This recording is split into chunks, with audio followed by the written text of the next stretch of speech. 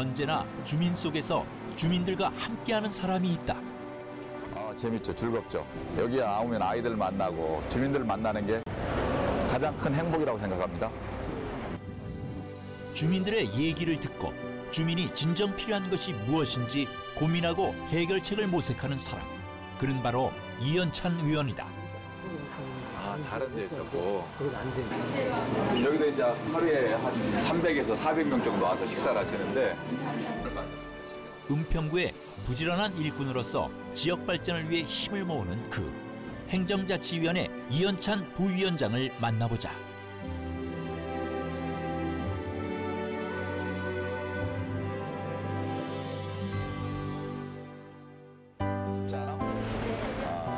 은평구의 한 초등학교 앞 학생들이 등교를 하는 이른 아침, 이연찬 의원이 학교 앞 횡단보도에 섰다.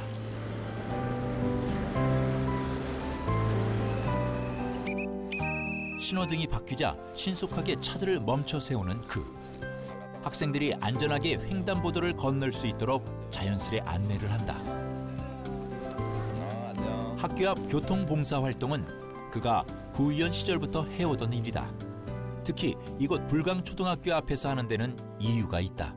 스쿨존 지역에서는 가장 혼잡한 데가 불강초등학교 앞입니다. 다른 데는 이제 간선도로에 있기 때문에 차가 이렇게 빈번하지 않아서 큰 위험 요소가 없는데 여기는 지금 보시다시피 굉장히 차량이 많이 움직이고 있기 때문에 우리 아이들이 이제 그 횡단보도를 건너갈 때 이게 신호를 보고 황색 신호를 보고 달려오는 차들이 있기 때문에 사전에 호루라기를 불어서 정지를 알려주고 그렇게 함으로 인해서 안전하게 우리 아이들이 길을 건널 수 있는 그래서 지금 여기서 하고 있습니다.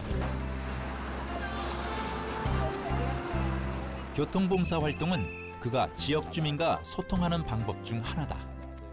그는 이렇게 현장에서 민원을 듣고 해결해주며 보람을 느낀다. 이제 구에 있을 때 8년 동안은 거의 매일 했고요.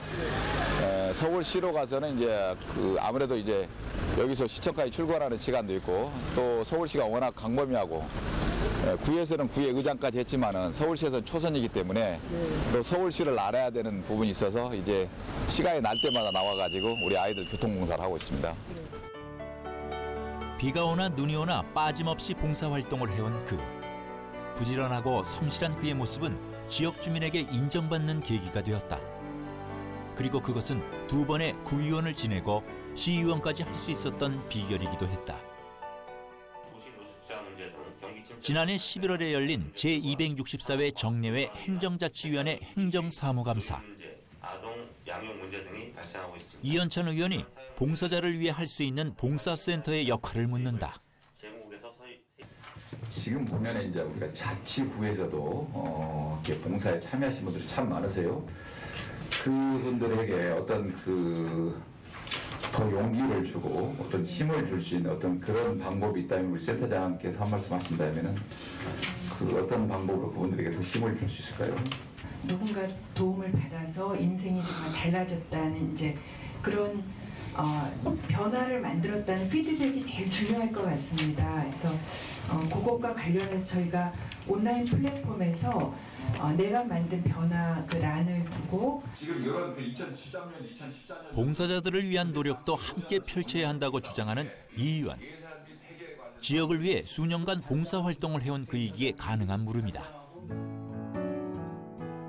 은평구 청소년 육성회장으로 활동하며 지역의 청소년들이 다양한 재능을 발휘할 수 있도록 노력해온 그. 하지만 청소년들의 활동을 활성화하는데 스스로 할 수 있는 일에 한계가 있음을 깨달았다.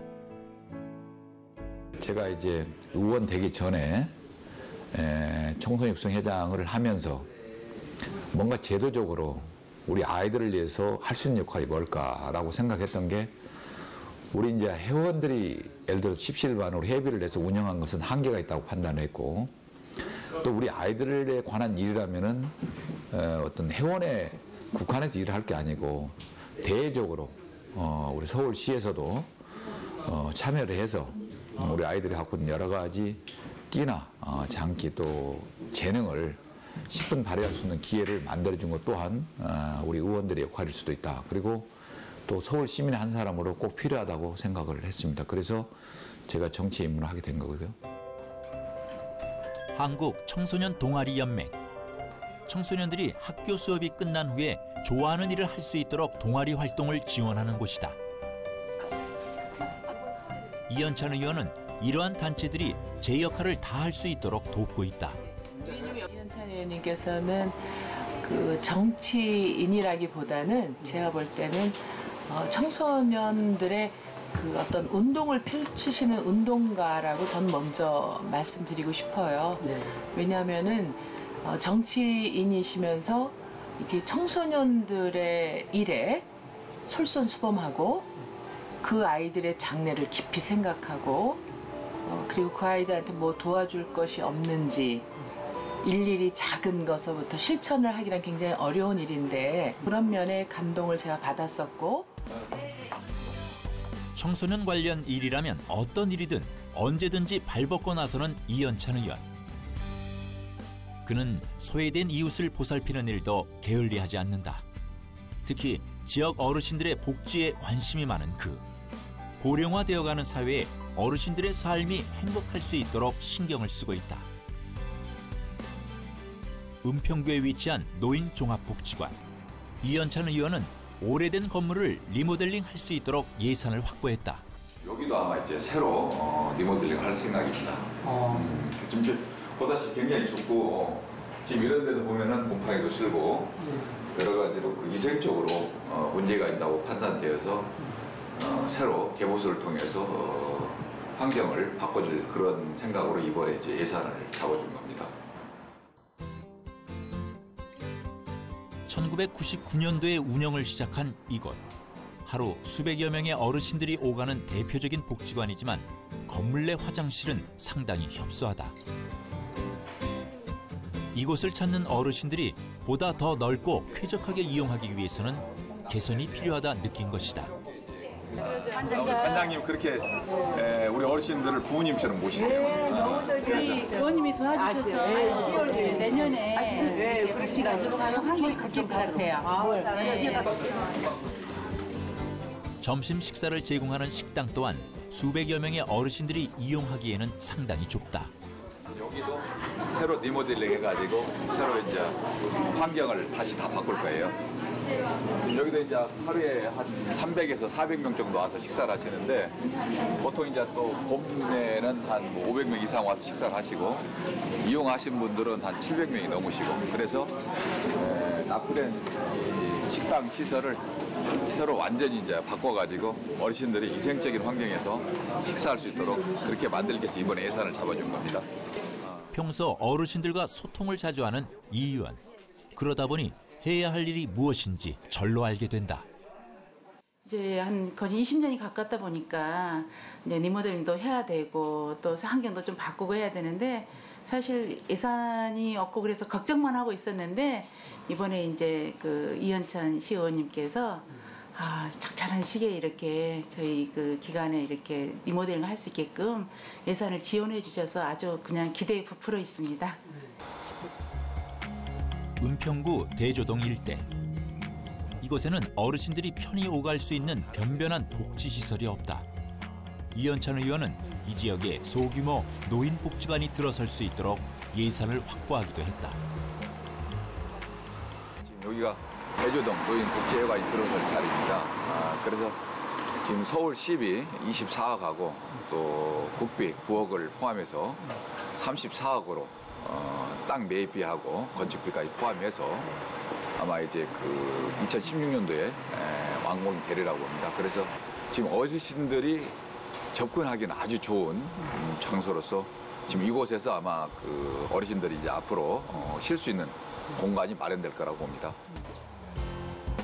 구의원 시절보다 더 많은 곳을 살피는 그. 재정이 열악한 구의 사정상 그것만이 지역 발전을 위한 길이기 때문이다. 저희는 자치구가 재정 자립도가 굉장히 열악합니다. 그래서 그 열악한 자립도를 국비나 시비에 의존할 수밖에 없어요. 왜냐하면은 복지비 쪽으로 매칭 사업으로 나가는 게 야각 전체 예산의 한 70%가 나갈 거예요. 그러다 보니까 구청장의 가용 예산이 10억도 안 됩니다. 전체 예산에.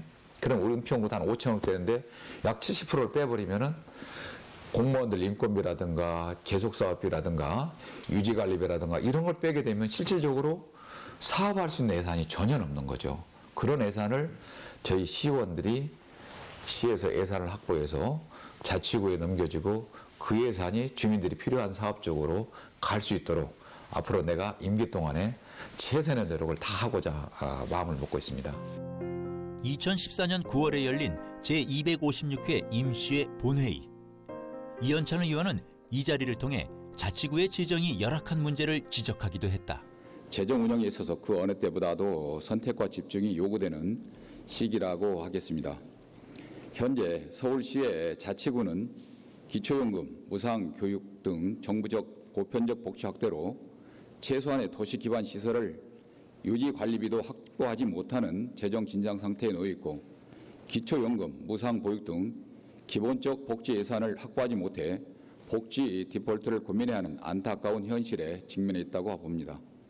어려움이 더 가중이 자치구가 부담해야 하는 복지 예산이 증가하면서 재정 자립도가 떨어지고 있는 현실을 꼬집은 것이다. 자치구에서는 실질적으로 지금 할 수 있는 사업들이 별로 없거든요. 아마 그 부분에 대해서는 아마 시장님도 잘 아실 겁니다. 그래서 그러한 부분들을 지금 이제 특별 교부금으로 해가지고 이렇게 메꿔 나가는데 그것도 어느 한계가 있지 않는가 저는 이렇게 지금 보고 있습니다. 그래서 그러한 부분에 대해서 우리 시 측에서 지방자치구에 대한 어떤 생각이나 좀 도울 수 있는 방법은 없는지에 대해서 한번 얘기해 주시겠습니다. 그래서 은평구의 경우에는 아까 말씀하신 것처럼 그 은평구청 옆에 주차장 매각 계획까지 갖고 계시더라고요. 네, 3번 주차했습니다. 네, 다들 어렵고 지금 그러시고 그래서 저희들도 사실은 온갖 노력을 다 하고 있습니다. 제가 여의도에 지금 국회의원들 뵙고 심지어는 예결산 위원회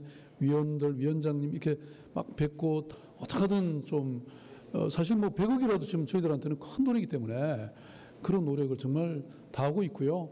그래서 구청장님들하고도 또 다른 방법이 없는지 저희들이 저튼 열심히 연구하고 머리를 맞대고 최선의 노력을 다해보겠습니다.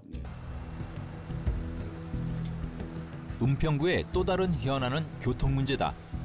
은평구 불광동 통일로는 경기 서북부에서 서울 도심으로 연결하는 유일한 도로다. 그러다 보니 경기도와 서울을 오가는 차들이 몰려 교통 정체가 심각한 곳이기도 하다. 우리 은평구는 교통 체증이 굉장히 심합니다. 무엇보다도 이제 고양시 쪽에서 넘어오는 차, 고양 삼성지구, 원흥지구, 지축 이쪽에서 지금 현재 입주를 아직 하지 않은 상태고 아직 뉴타운이 개발되지 않은 곳도 있는데 만약에 이제 그런 부분들이 입주를 하게 되면은 지금도 교통의 정체가 심해서 출퇴근 시간에 굉장히 시간이 많이 소요되는데 그거를 좀 해결할 수 있는 방법이 뭘까 해서 지난 8대 의원 중에 한 분이 3개를 하겠다 공약을 했고 그 공약 사업으로 이제 추진을 하는 과정에서 보상비로 서울시에서 200억 예산을 확보를 한 상태였는데 이번에 이제 GTX가 새로 이제 신설된다고 하면서 서울시에서 이제 그 부분에 대해서 흐지부지 하다 보니까 은평구에서 종로구를 잇는 새길 사업. 은평구의 교통 문제 해결을 위해서 꼭 필요한 사업인 만큼 이 의원은 이 사업이 조속히 추진될 수 있도록 노력할 것이다.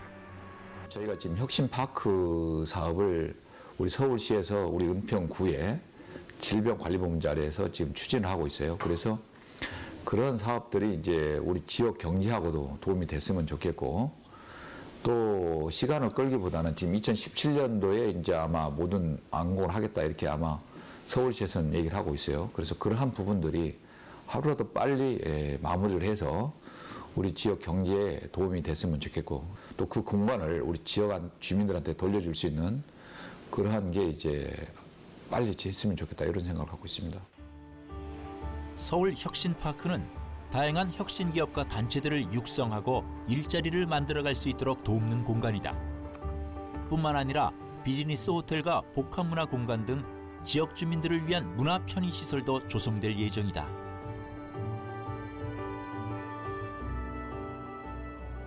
제가 속해 있는 상임위에 혁신파크가 들어와 있어서 예산에서부터 조례 또 그리고 감사 일위까지 저희가 총괄해서 하고 있고요. 그래서 우리 서울시에서도 이제 여러 가지 의견이 분별하기 때문에 이 사업에 대한 불투명하다고 하는 의원님들도 계시고 또 그렇지 않은 의원님들 입장에서는 이런 사업이 들어옴으로 인해서 우리 청년이라든가 이런 사람들의 일자리도 만들어지고 이런 부분에 대해서는 저도 이제 공감을 했기 때문에 우리 서울시 예산이라든가 문제점에 대해서 의원님들이 지적했을 때 그분들을 설득을 해서 우리 감액된 예산을 다시 이제 그 예산을 집행할 수 있도록 이런 역할을 제가 중심에서 지금 현재 하고 있습니다.